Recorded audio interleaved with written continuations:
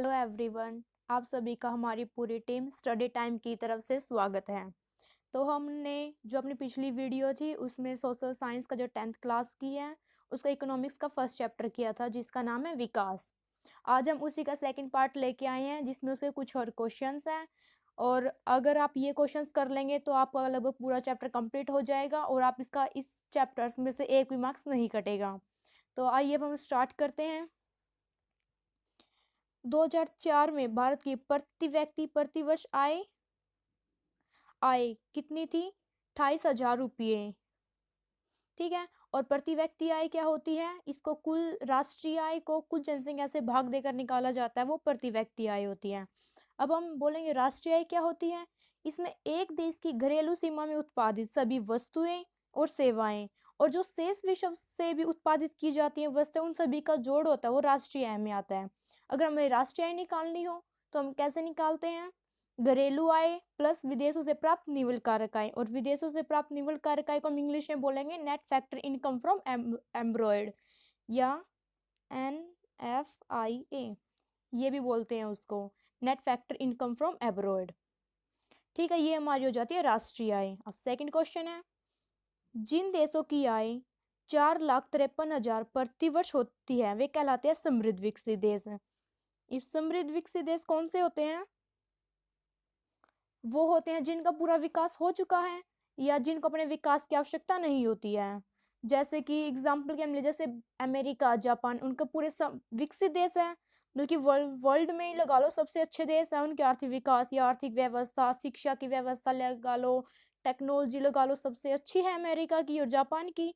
और Japan technology में बहुत ही आगे है और आज भी बहुत सारे विकास कर ही रहा है लगभग वो तो वो होते हैं विकसित देश। नेक्स्ट क्वेश्चन, आर्थिक विकास का संबंध किस प्रकार की अर्थव्यवस्था से है? वो है अल्प विकसित अर्थव्यवस्था। सबसे पहले तो आर्थिक विकास क्या होता है? आर्थिक कल्याण का आर्थिक कल्याण के सुधारों के लिए किया जाना, और ये सुधार उनमें किए जाने चाहिए जिन लोगों की आय बहुत ही निम्न होती है, ताकि उनके जीवन स्तर को ऊंचा उठाया जा सके। जैसे उनकी बेरोजगारी को दूर करना, उनकी निर्धनता को दूर करना, उन्हें स्वास्थ्य शिक्षा देना और जो उनकी मृत्यु दर बढ़ती जा रही है उसको कम करना, ये आर्थिक विकास के अंदर आता है। और वे किस प्रकार की अर्थव्यवस्था से? वो अल्प विकसित अर्थव्यवस्था। अल्प विकसित अर्थव्यवस्था कौन सी होती है? वो किस देशों की? जैसे भारत की हो गई, पाकिस्तान की हो गई और नेपाल की हो गई। और ये वे होते हैं जो अपनी विकास की दर पर अभी अग्रसर हैं, विकास की ओर बढ़ रहे हैं। भारत भी विकास की ओर बढ़ रहा है अभी। इनके पास प्राकृतिक साधन तो पूरी मात्रा में होते हैं, लेकिन तकनीक के कारण ये उनका पूरी तरह से उपयोग नहीं कर पाते, इसलिए इनको अल्प विकसित देश बोलते हैं। अब नेक्स्ट है, आर्थिक समृद्धि का संबंध किस प्रकार की अर्थव्यवस्था से है? वो है विकसित अर्थव्यवस्था। आर्थिक समृद्धि क्या होती है? जिन देशों के ने पूरा विकास कर लिया है अपना, और वो है विकसित अर्थव्यवस्था। विकसित देश में कौन कौन से आ गए हमने पहले भी बताया है, जैसे अमेरिका, जापान, जो अपना पूरा विकास कर चुके हैं। अब नेक्स्ट, HDI की फुल फॉर्म क्या होती है? ह्यूमन डेवलपमेंट इंडेक्स या मानव विकास सूचकांक। ये क्या करता है? यह इनको मापता है, जैसे कि शिक्षा, स्वास्थ्य या जीवन का कितना लंबा स्तर हो गया उनका, या उनकी साक्षरता दर कितनी है, या उन्हें जीवन क्या क्या सुविधाएं मिल रही हैं, अपनी समग्रता से जीवन व्यतीत कर रहे हैं या नहीं कर रहे हैं। ये ह्यूमन डेवलपमेंट इंडेक्स के अंदर आता है।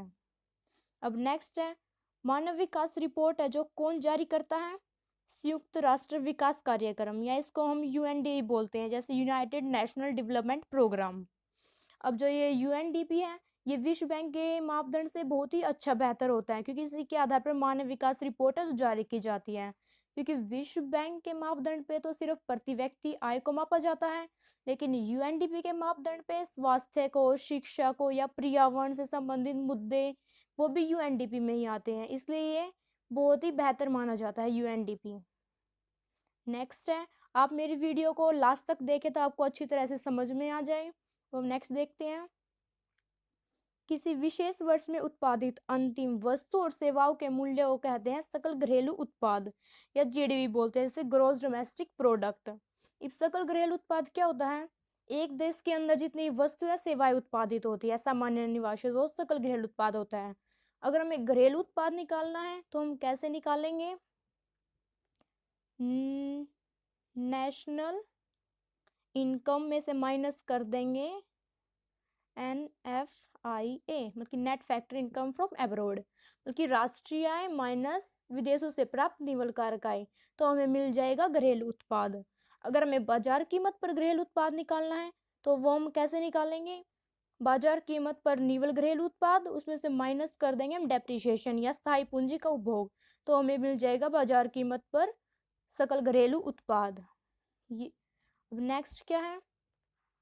संसार के किस क्षेत्र में कच्चे तेल के भंडार सबसे अधिक हैं? वो है विश्व के मध्य पूर्व भाग में। ये कच्चे तेल के भंडार हैं जो वो किस में आते हैं? गैर नवीनकरणीय स्रोत हैं, क्योंकि इन्हें हम दोबारा से नहीं बना सकते, इसलिए हमें इनका उपयोग वो सीमित करना चाहिए ताकि ये भविष्य की जो आने वाली पीढ़ी है उसके लिए भी बने रह सकें और देश का विकास निरंतर चलता रहे। अगर कच्चे तेल के भंडार समाप्त हो जाएंगे तो हमारे यातायात, अन्य भी काफ़ी चीज़ें होती हैं जो चल ही नहीं पाएंगी, तो देश के विकास में इसका बुरा प्रभाव पड़ेगा। नेक्स्ट, वर्ष 2011 में भारत की साक्षरता दर क्या थी? 74.04%। और साक्षरता दर में कौन सा देश राज्य है जो सबसे आगे है भारत का? केरल। और मृत्यु दर भी कौन से राज्य की सबसे कम है? वो भी केरल की ही है। कि प्रति व्यक्ति आय ज्ञात करने का सूत्र क्या होता है? राष्ट्रीय आय को कुल जनसंख्या से भाग देकर प्रति व्यक्ति आय ज्ञात की जाती है। और भारत के किस राज्य की प्रति व्यक्ति आय है जो सबसे अधिक है? पंजाब की। ओके स्टूडेंट्स, अब आप सभी को ये क्वेश्चंस क्लियर हो चुके हैं। अगर आपको कोई समझ में ना आए तो आप कमेंट सेक्शन में बता सकते हैं। और मेरी वीडियो अगर आपको पसंद आई है तो इसको लाइक शेयर और सब्सक्राइब जरूर करना। और आप सभी के लिए यह बहुत इंपॉर्टेंट चैप्टर है, आप इसको अच्छे से एक बार फिर से रिवाइज कर लेना। Thank you.